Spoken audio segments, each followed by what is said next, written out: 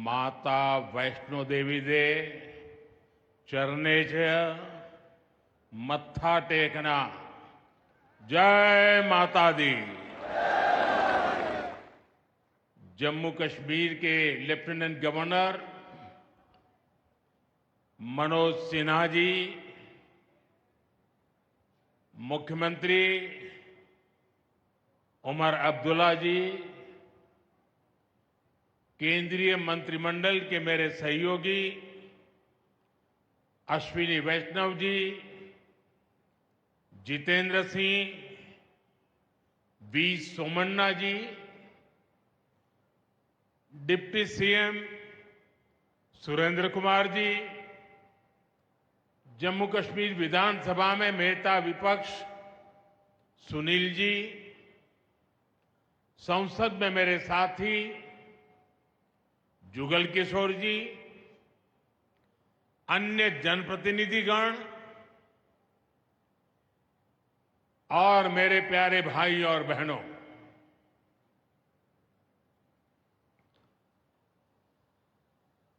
वीर जोरावर सिंह जी की यह भूमि है। मैं इस धरती को प्रणाम करता हूं। साथियों, आज का ये कार्यक्रम भारत की एकता और भारत की इच्छा शक्ति का विराट उत्सव है।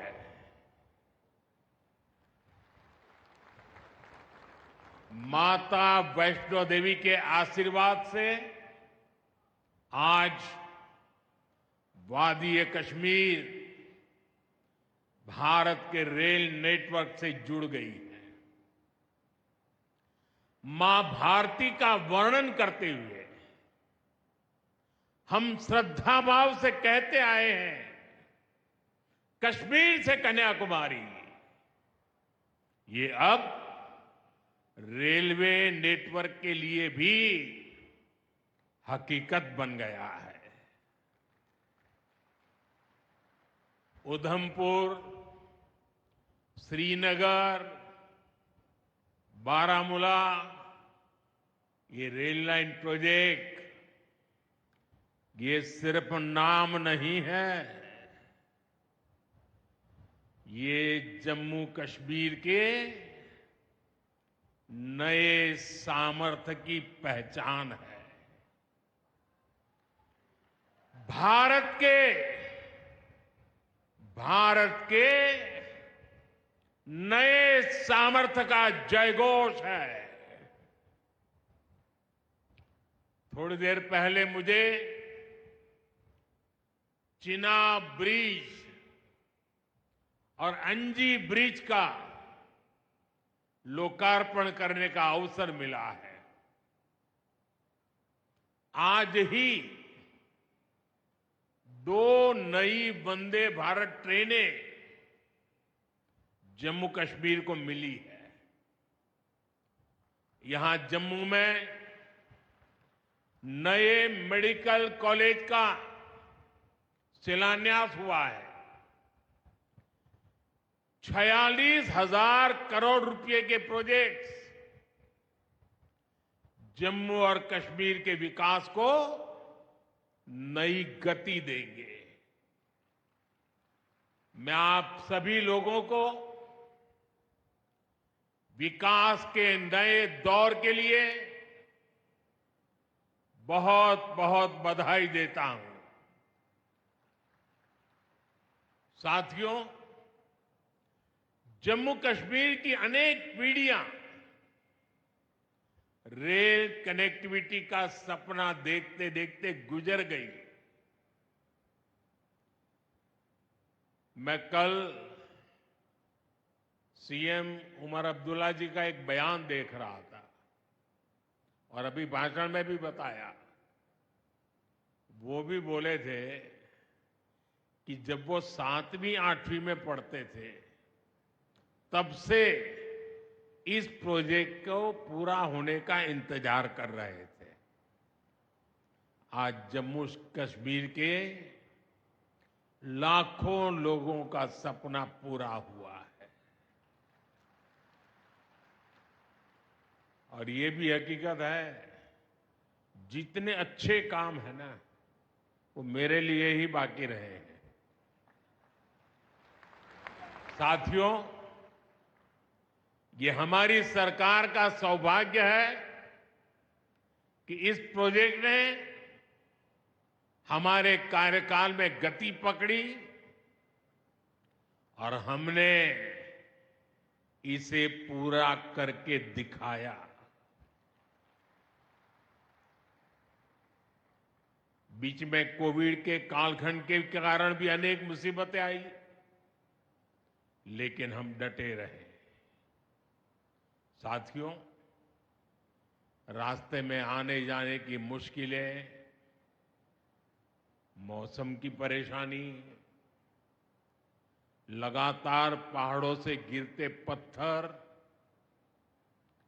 ये प्रोजेक्ट पूरा करना मुश्किल था, चुनौतीपूर्ण था। लेकिन हमारी सरकार ने चुनौती को ही चुनौती देने का रास्ता चुना है। आज जम्मू कश्मीर में बन रहे अनेकों ऑल वेदर इंफ्रास्ट्रक्चर प्रोजेक्ट इसका उदाहरण है। कुछ महीने पहले ही सोनमर्ग टनल शुरू हुई है।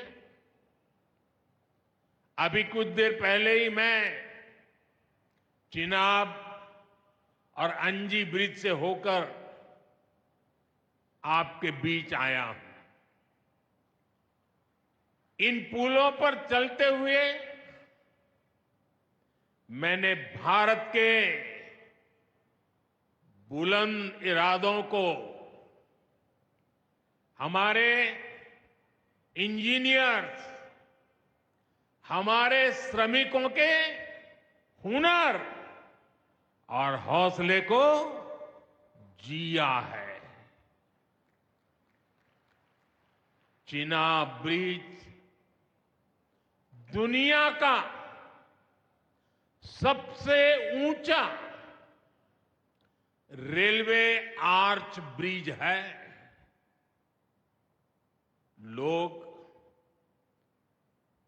फ्रांस में, पेरिस में एफिल टावर देखने के लिए जाते हैं, और ये ब्रिज एफिल टावर से भी बहुत ऊंचा है। अब लोग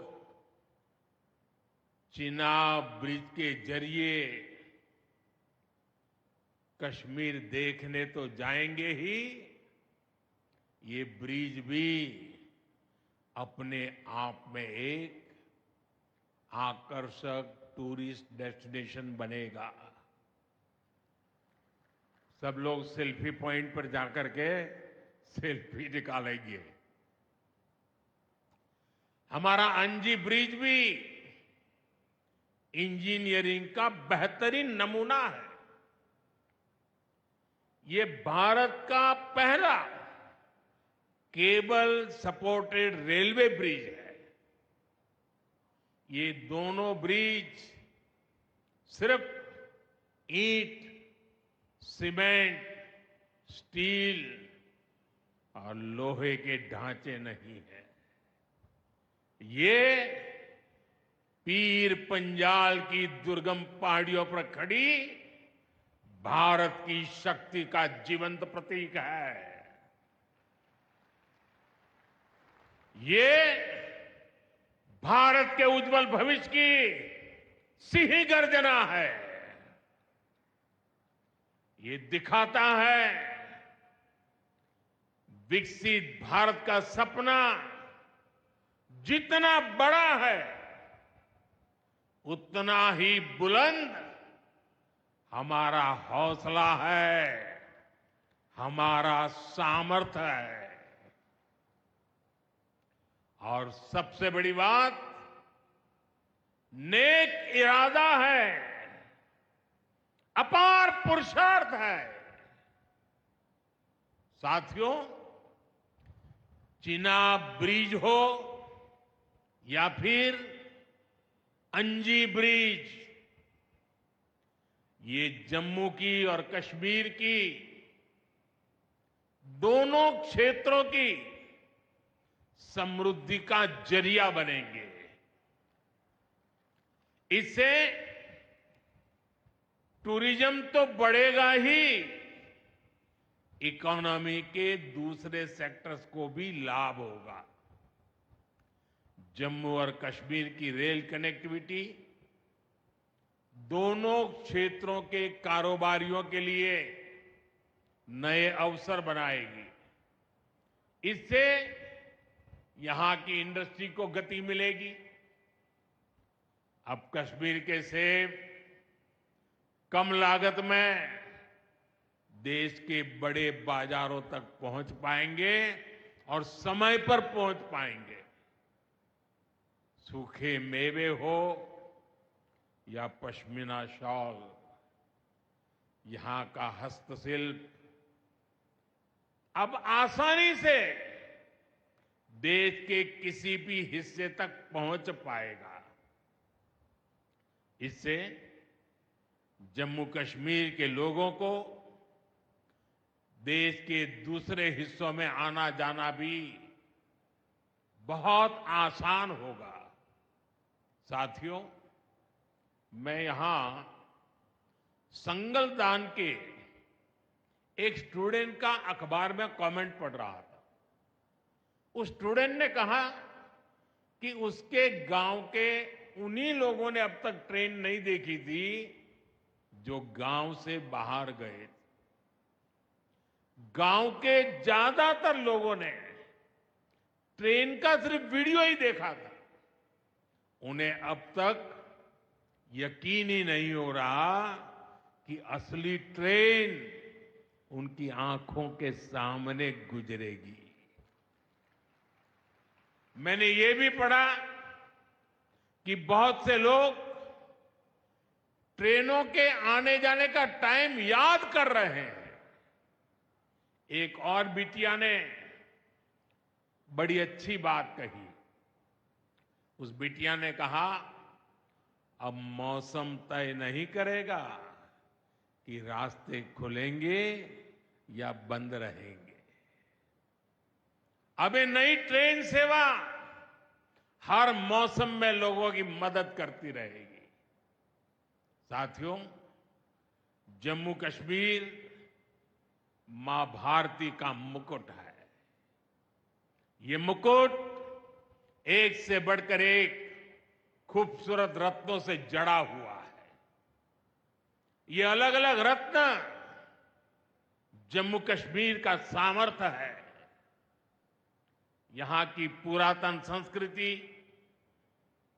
यहां के संस्कार, यहां की आध्यात्मिक चेतना, प्रकृति का सौंदर्य, यहां की जड़ी बूटियों का संसार, फलों और फूलों का विस्तार, यहां के युवाओं में, आप लोगों में जो टैलेंट है वो मुकुट मणि की तरह चमकता है। साथियों, आप भली भांति जानते हैं, मैं दशकों से जम्मू और कश्मीर आता जाता रहा। इंटीरियर इलाकों में मुझे जाने का, रहने का अवसर मिला है। मैंने इस सामर्थ्य को लगातार देखा है, महसूस किया है, और इसलिए मैं पूरे समर्पण भाव के साथ जम्मू कश्मीर के विकास में जुटा हूं। साथियों, जम्मू कश्मीर भारत की शिक्षा और संस्कृति का गौरव रहा है।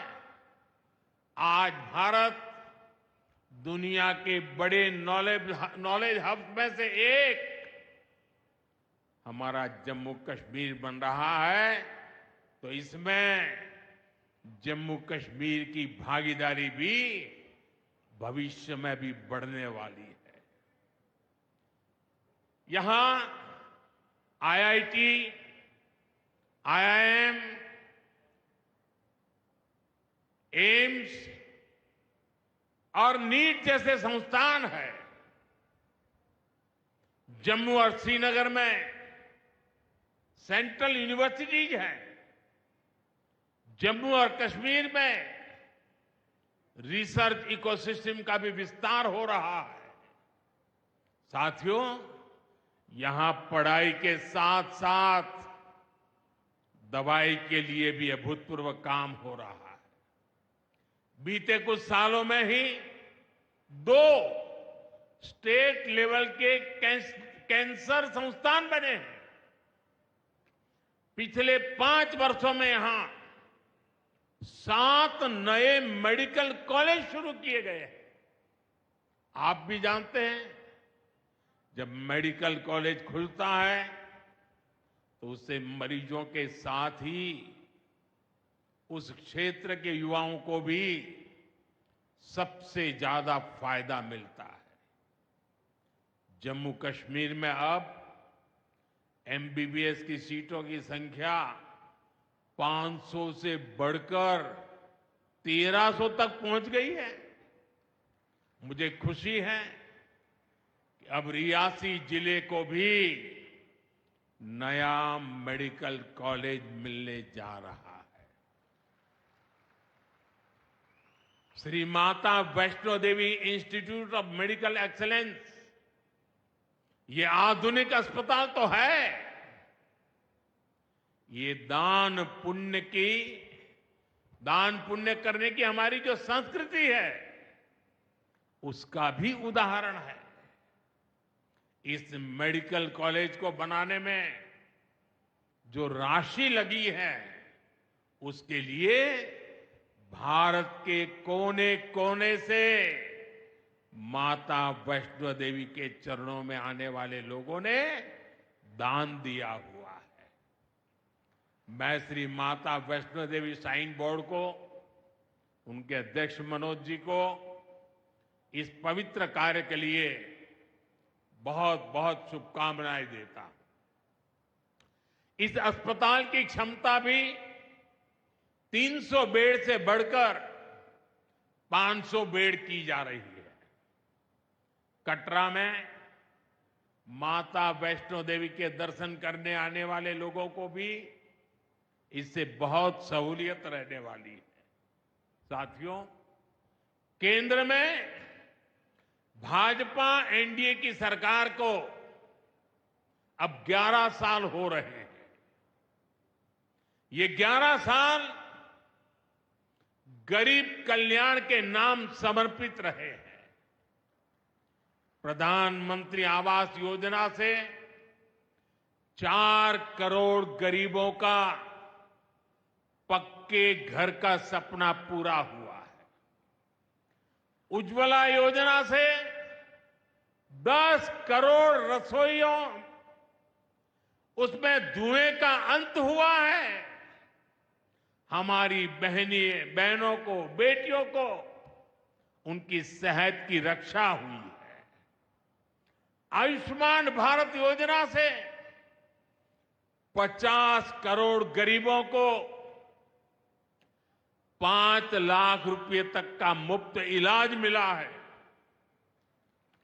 प्रधानमंत्री गरीब कल्याण अन्न योजना से हर थाली में भरपेट अनाज सुनिश्चित हुआ है। जनधन योजना से पहली बार 50 करोड़ से ज्यादा गरीबों के लिए बैंक का दरवाजा खुला है।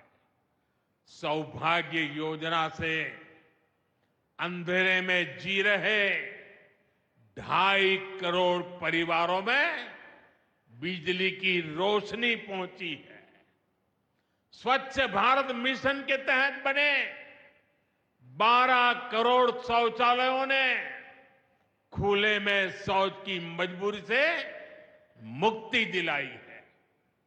जल जीवन मिशन से 12 करोड़ नए घरों में नल से जल पहुंचने लगा है। महिलाओं का जीवन आसान हुआ है। पीएम किसान सम्मान निधि से 10 करोड़ छोटे किसानों को सीधी आर्थिक सहायता मिली है। साथियों, सरकार के ऐसे अनेक प्रयासों से पिछले 11 साल में 25 करोड़ से ज्यादा गरीबों ने गरीबी को, हमारे ही गरीब भाई बहनों ने गरीबी के खिलाफ जंग लड़ा और 25 करोड़ गरीब गरीबी को परास्त कर करके, विजयी होकर के गरीबी से बाहर निकले हैं। अब वो नए मध्यम वर्ग का हिस्सा बने हैं। जो लोग अपने आप को समाज व्यवस्था के एक्सपर्ट मानते हैं, बड़े खेरखा मानते हैं, जो लोग अगड़े पिछड़े की राजनीति में डूबे रहते हैं, जो लोग दलितों के नाम पर राजनीतिक रोटियां सेकते रहे हैं, जरा जिन योजनाओं का मैंने सिर्फ उल्लेख किया है उसकी तरफ नजर कर लीजिए। कौन लोग हैं जिनको ये सुविधाएं मिली हैं? वो कौन लोग हैं जो आजादी के 7 दशक तक इन प्राथमिक सुविधाओं से वंचित रहे थे? ये मेरे दलित भाई बहन है, ये मेरे आदिवासी भाई बहन है, ये मेरे पिछड़े भाई बहन है, ये पहाड़ों पर गुजारा करने वाले, ये जंगलों में बसने वाले, झुग्गी झोपड़ी में जिंदगी पूरी करने वाले, ये वो परिवार है जिनके लिए मोदी ने अपने 11 साल खपा दिए हैं।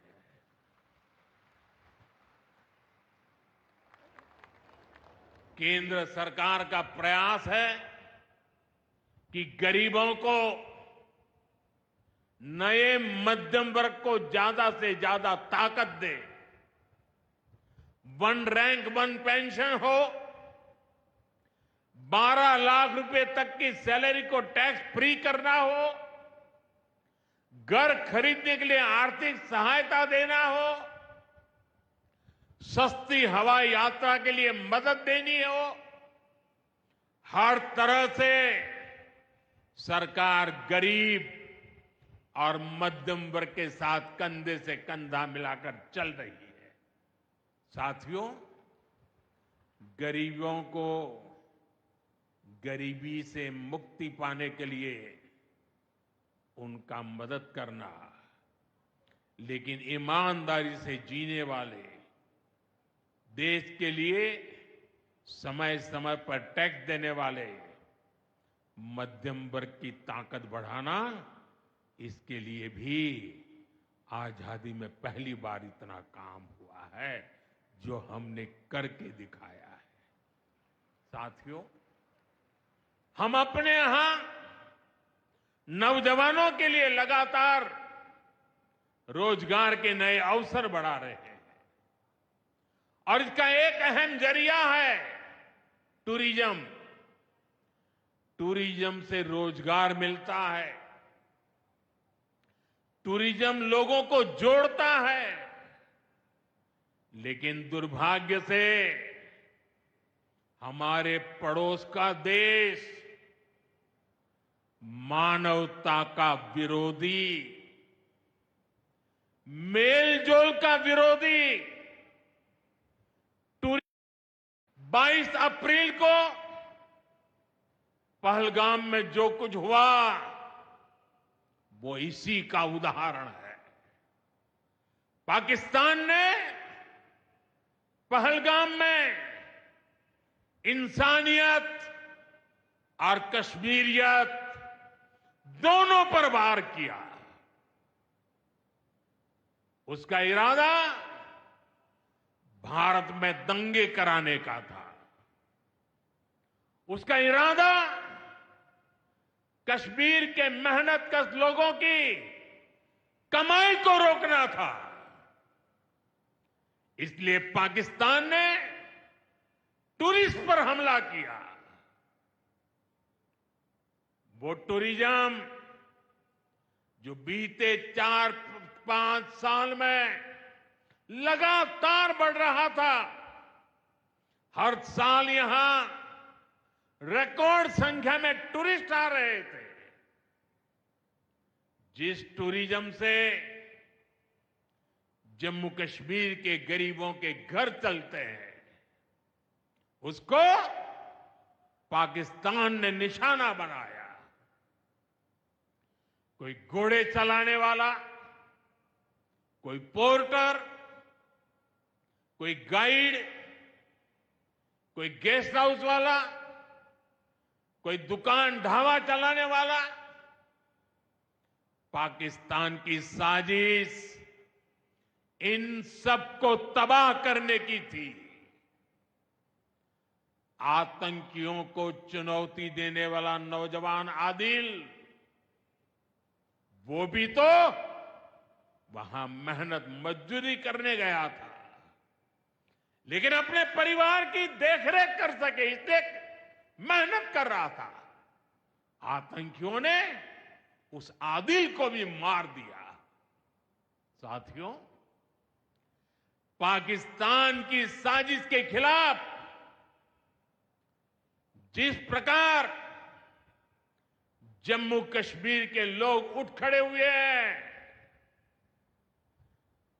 जम्मू कश्मीर के अवाम ने इस बार जो ताकत दिखाई है, ये सिर्फ पाकिस्तान नहीं, दुनिया भर की आतंकवादी मानसिकता को जम्मू कश्मीर के लोगों ने कड़ा संदेश दिया है। जम्मू कश्मीर का नौजवान अब आतंकवाद को मुंह तोड़ जवाब देने का मन बना चुका है। ये वो आतंकवाद है जिसने घाटी में स्कूल जलाए, और सिर्फ स्कूल यानी इमारत नहीं जलाई थी, 2-2 पीढ़ी का भविष्य जला दिया था, अस्पताल तबाह किए, जिसने कई पीढ़ियों को बर्बाद किया।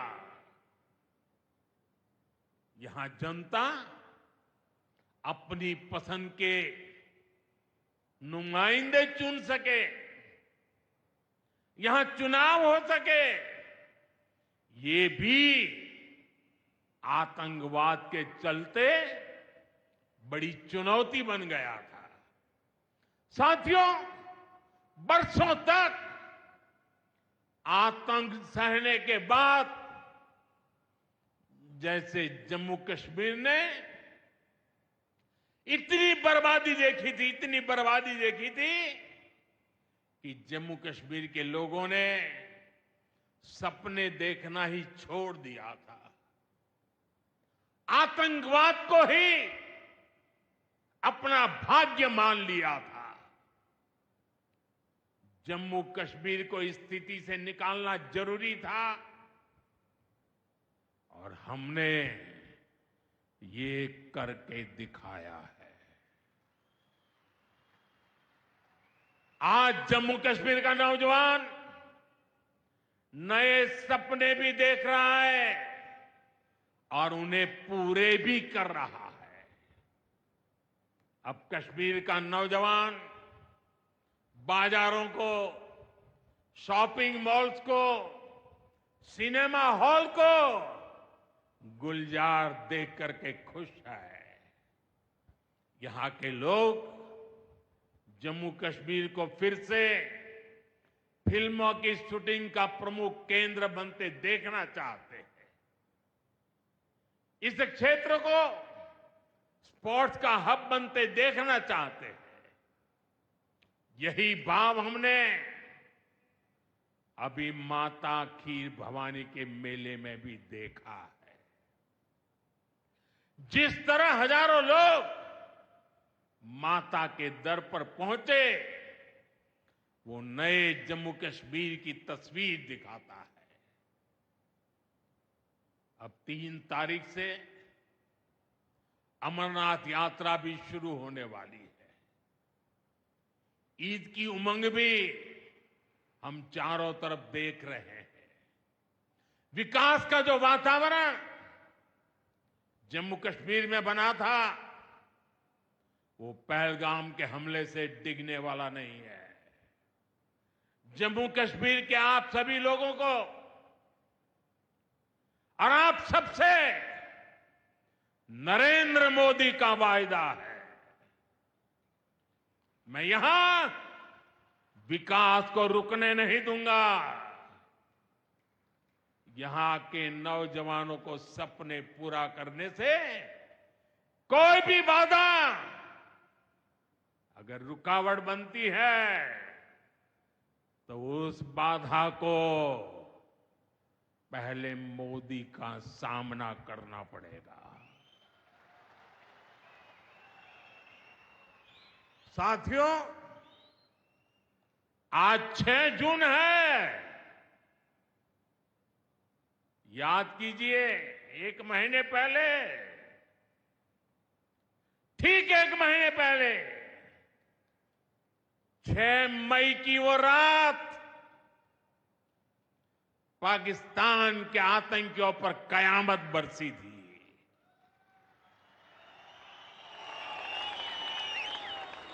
अब पाकिस्तान कभी भी ऑपरेशन सिंदूर का नाम सुनेगा तो उसे अपनी शर्मनाक शिकस्त याद आएगी।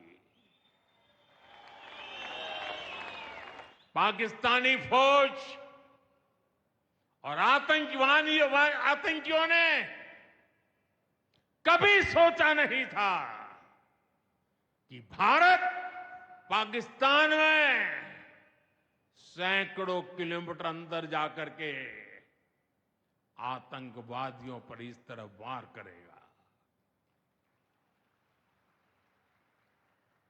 बरसों की मेहनत से उन्होंने आतंक की जो इमारतें बनाई थी, वो कुछ ही मिनटों में खंडहर में बदल गई है।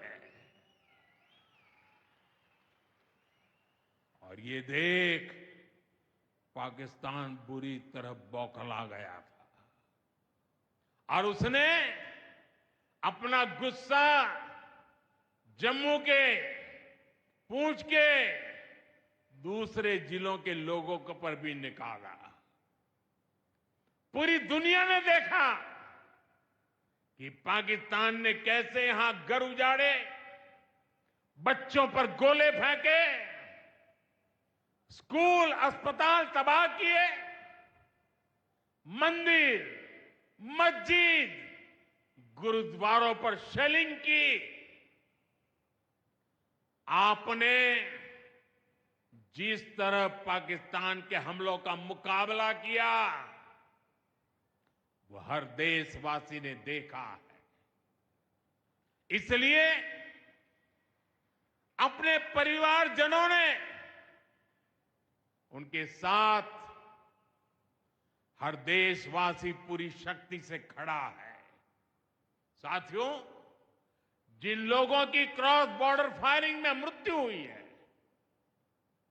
उनके परिवार के सदस्य को कुछ दिन पहले ही नियुक्ति पत्र सौंपे गए हैं।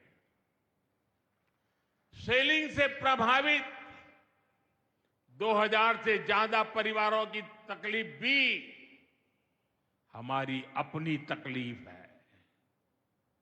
इन परिवारों को शेलिंग के बाद अपने घर की मरम्मत के लिए आर्थिक मदद दी गई थी।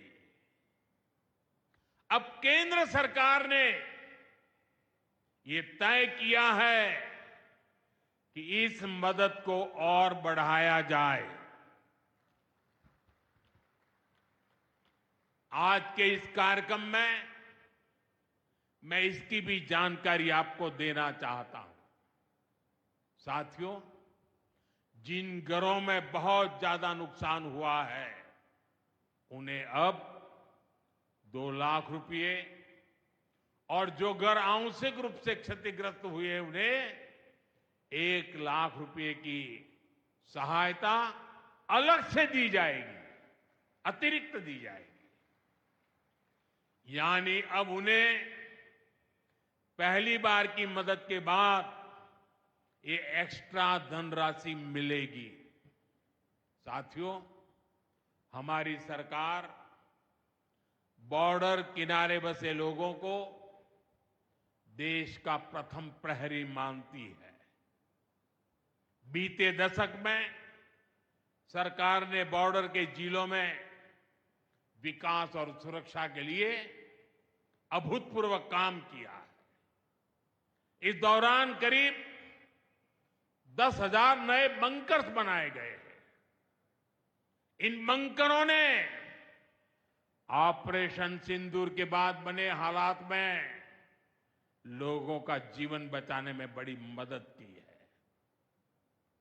मुझे बताते हुए खुशी है कि जम्मू और कश्मीर डिवीजन के लिए 2 बॉर्डर बटालियन बनाई गई है। 2 वुमेन बटालियन बनाने का भी काम पूरा कर लिया गया है। साथियों, हमारा जो इंटरनेशनल बॉर्डर है उसके पास जो बहुत दुर्गम इलाके हैं वहां भी सैकड़ों करोड़ रुपया खर्च करके नया इंफ्रा बनाया जा रहा है। कठुआ से जम्मू हाईवे को 6 लेन का एक्सप्रेसवे बनाया जा रहा है। अखनूर से पुंछ हाईवे का भी चौड़ीकरण किया जा रहा है। वाइब्रेंट विलेज प्रोग्राम के तहत भी बॉर्डर के गांवों में विकास के काम को और गति दी जा रही है। जम्मू कश्मीर के 400 ऐसे गांव जहां ऑल वेदर कनेक्टिविटी नहीं थी, उन्हें 1800 किलोमीटर की नई सड़कें बिछाकर जोड़ा जा रहा है। इस पर भी सरकार 4,200 करोड़ रुपए से ज्यादा खर्च करने जा रही है।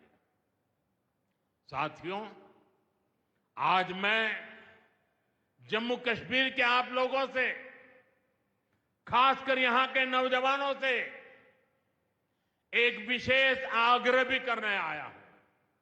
और जम्मू कश्मीर की धरती से मैं देश को भी आग्रह करना चाहता हूं। आपने देखा है कि कैसे ऑपरेशन सिंदूर ने आत्मनिर्भर भारत की ताकत दिखाई है।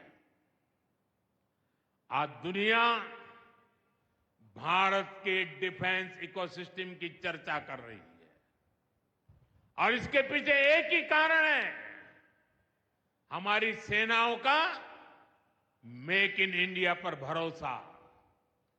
सेनाओं ने जो कर दिखाया, अब वही हर भारतवासी को दोहराना है।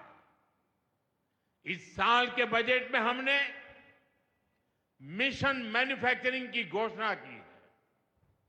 इस मिशन के तहत सरकार मैन्युफैक्चरिंग को नई उड़ान देने का काम कर रही है। मैं जम्मू कश्मीर के युवाओं से कहूंगा, आइए इस मिशन का हिस्सा बनिए। देश को आपकी आधुनिक सोच चाहिए, देश को आपके इनोवेशन की जरूरत है। आपके आइडिया, आपकी स्किल भारत की सुरक्षा को, भारत की अर्थव्यवस्था को नई ऊंचाई देंगे। पिछले 10 वर्षों में भारत एक बड़ा डिफेंस एक्सपोर्टर बना है। अब हमारा लक्ष्य है दुनिया के टॉप डिफेंस एक्सपोर्टर्स में भारत का नाम भी शामिल हो। इस लक्ष्य की ओर हम जितना तेजी से बढ़ेंगे उतनी ही तेजी से भारत में रोजगार के लाखों नए अवसर पैदा होंगे। साथियों, हमें एक और संकल्प लेना है। जो सामान भारत में बना हो, जिसमें हमारे देशवासियों का पसीना लगा हो, हम सबसे पहले उसे ही खरीदें। और यही राष्ट्रभक्ति है, यही राष्ट्र की सेवा है। सीमा पर हमें हमारी सेनाओं का मान बढ़ाना है और बाजार में हमें मेड इन इंडिया का गौरव बढ़ाना है। साथियों, एक सुनहरा और उज्जवल भविष्य जम्मू कश्मीर का इंतजार कर रहा है। केंद्र सरकार और यहां की सरकार मिलकर विकास के कार्यों में जुटे हैं, एक दूसरे को सहयोग कर रहे हैं। शांति और खुशहाली के जिस रास्ते पर हम आगे बढ़ रहे हैं, हमें उसे लगातार मजबूत करना है। मां वैष्णो देवी के आशीर्वाद से विकसित भारत, विकसित जम्मू कश्मीर का यह संकल्प सिद्धि तक पहुंचे, इसी कामना के साथ आप सभी को फिर से ये ढेर सारे विकास के प्रोजेक्ट के लिए और एक से बढ़कर एक शानदार प्रोजेक्ट के लिए मैं बहुत बहुत बधाई देता हूं। दोनों मुट्ठी बंद करके पूरी ताकत से मेरे साथ बोलिए, भारत माता की। आवाज हिंदुस्तान के हर कोने में गूंजनी चाहिए। भारत माता की, भारत माता की, भारत माता की, भारत माता की। बहुत बहुत धन्यवाद।